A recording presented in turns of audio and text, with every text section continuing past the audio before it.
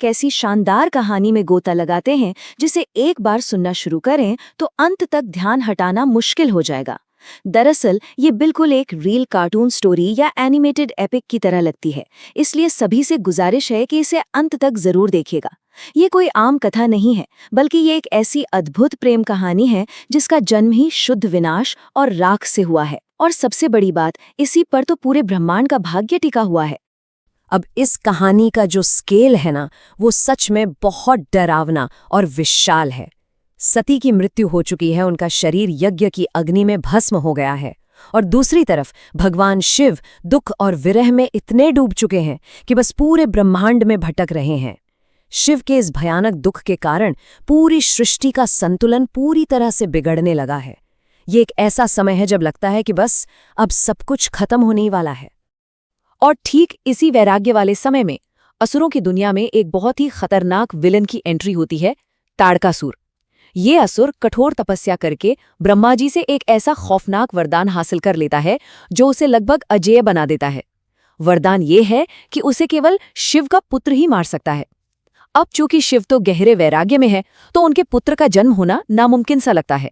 बस इसी बात का फायदा उठाकर ताड़कासुर तीनों लोकों में तबाही मचाना शुरू कर देता है।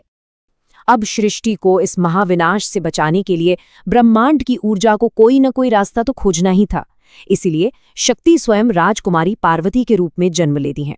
बचपन से ही पार्वती को वैरागी भगवान शिव की ओर एक बहुत ही अजीब और जादुई खिंचाव महसूस होता है। वे मिट्टी के शिवलिंग बनाती हैं और जाने अनजाने उसी एक आत्मा को तलाश रही होती हैं, जिससे उनका संबंध कई जन्मों से जुड़ा हुआ है। और यहीं से कहानी में गजब का टकराव शुरू होता है। महान नारद मुनि राजमहल आते हैं और एक ऐसी भविष्यवाणी करते हैं जो सबको चौंका देती है। वे बताते हैं कि पार्वती के पति कोई ऐसे शाही राजकुमार नहीं होंगे जो धन दौलत या आभूषणों से लदे हों, बल्कि वो एक ऐसे वैरागी होंगे जो शमशान की राख रमाते हैं और सांपों को गले में पहनते हैं। जाहिर सी बात है, यह सुनकर एक शाही माता पूरी तरह से घबरा जाती हैं। लेकिन कहानी यहाँ एक नया मोड़ लेती है। पार्वती अपने उस विलासितापूर्ण शाही जीवन को छोड़कर सीधा हिमालय की बर्फीली वादियों में निकल जाती हैं। शिव का ध्यान अपनी ओर खींचने के लिए उनकी ये तपस्या इतनी कठोर है कि सुनकर ही रोंगटे खड़े हो जाएं। पहले वो महल छोड़कर गिरे हुए पत्तों पर गुजारा करती हैं और फिर अंततः सब कुछ छोड़कर केवल हवा और प्रकाश पर ही अपना जीवन केंद्रित कर लेती हैं। ये वाकई में समर्पण का एक बहुत ही शक्तिशाली दृश्य है। उधर पार्वती की वैरागी शक्ति चमक रही है और इधर ताड़कासुर का आतंक अपनी चरम सीमा पर है। हालात इतने बेकाबू हो जाते हैं कि देवताओं को एक बेहद साहसिक और सस्पेंस से भरा प्लान बनाना पड़ता है। वे ब्रह्मा जी की सलाह लेते हैं और प्रेम के देवता कामदेव को चुनते हैं। उनका मिशन बहुत ही साफ लेकिन खतरनाक है। ब्रह्मांड के सबसे बड़े विनाशक यानी भगवान शिव को उनके गहरे ध्यान से जगाना, चाहे इसकी कीमत कुछ भी क्यों ना हो। इस प्लान में कामदेव को एक बहुत ही भयंकर कीमत चुकानी पड़ती है। वे पूरी हिम्मत जुटाकर अपना प्रेम का बाण चलाते हैं। शिव की समाधि टूट तो जाती है, लेकिन इसका नतीजा बहुत खौफनाक होता है। क्रोधित शिव अपना तीसरा नेत्र खोलते हैं और कामदेव वहीं के वहीं राख में बदल जाते हैं। हालांकि कामदेव का ये बलिदान बेकार नहीं जाता, क्योंकि शिव अब जाग चुके हैं। ये यकीनन पूरी कथा का सबसे बड़ा टर्निंग पॉइंट है। शिव जाग तो गए हैं, लेकिन वे इतनी आसानी से पार्वती को स्वीकार नहीं करते। वे परीक्षा लेने का फैसला करते हैं। शिव वेश बदलकर एक साधु के रूप में पार्वती के सामने पहुंचते हैं और जानबूझकर अपनी ही भयानक वैरागी जीवन शैली का बहुत कठोरता से मजाक उड़ाते हैं। वे तंज कसते हैं कि इतना सुंदर रूप और वो शमशानवासी शिव। यहाँ एक बहुत ही जबरदस्त नाटकीय तनाव पैदा हो जाता है। इस पर पार्वती जो जवाब देती है वो सच में किसी पावर हाउस से कम नहीं है। वो साधु के सारे तर्कों को एक झटके में चकनाचूर कर देती है।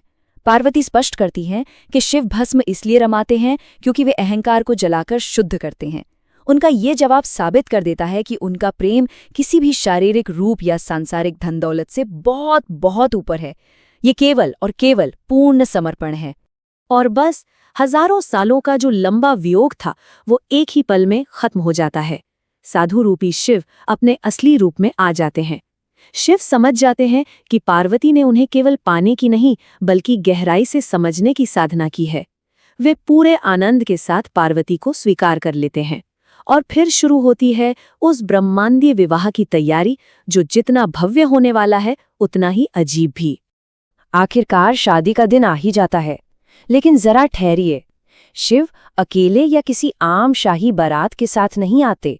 वे एक ऐसी बारात लेकर आते हैं जो पूरे ब्रह्मांड ने पहले कभी नहीं देखी थी। जरा कल्पना करें, देवताओं के साथ साथ भूत, प्रेत, कंकाल और पाताल लोक की खौफनाक आकृतियां डमरू और शंख बजाते हुए राजमहल की ओर बढ़ रही हैं। ये नज़ारा सच में कल्पना से परे और पूरी तरह से डरावना है। अब इस भयानक बारात को देखकर रानी मैना और महल की बाकी स्त्रियों की क्या हालत हुई होगी। वे पूरी तरह से कांप उठती हैं। उन्हें लगता है कि ये कोई शादी नहीं बल्कि साक्षात प्रलय का दिन है।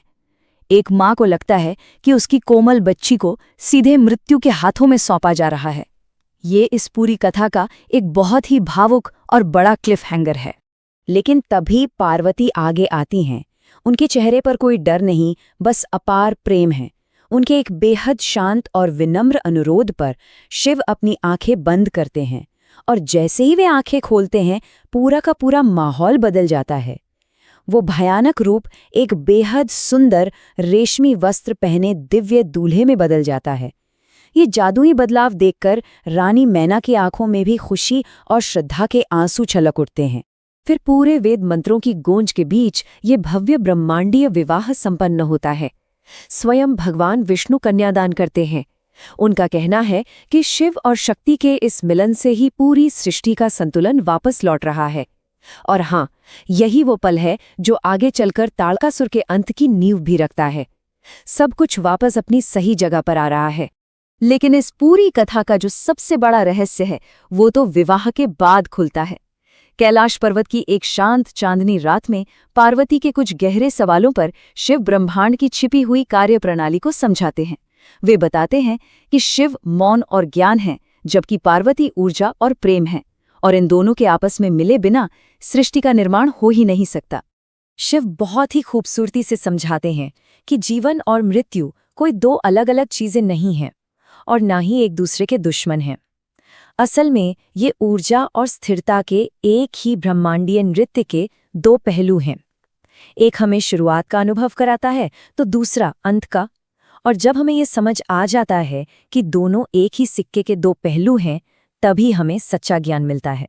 तो इस पूरी ब्रह्मांडीय यात्रा को खत्म करते हुए इस अंतिम और सबसे गहरे विचार पर थोड़ा गौर किया जाए। ये प्राचीन महाकाव्य सिर्फ देवताओं की कोई कहानी नहीं है, बल्कि ये उस दिव्य ऊर्जा का एक नक्शा है जो हर एक इंसान की चेतना के भीतर बिल्कुल शांति से बैठी है। बाहर कुछ भी नहीं है, सब कुछ हमारे भीतर ही है। क्या हम अनजाने में उसी अनंत प्रेम और ज्ञान की तलाश नहीं कर रहे जो पहले से ही हमारे अंदर मौजूद है? ये वाकई एक गहरा विचार है जो लंबे समय तक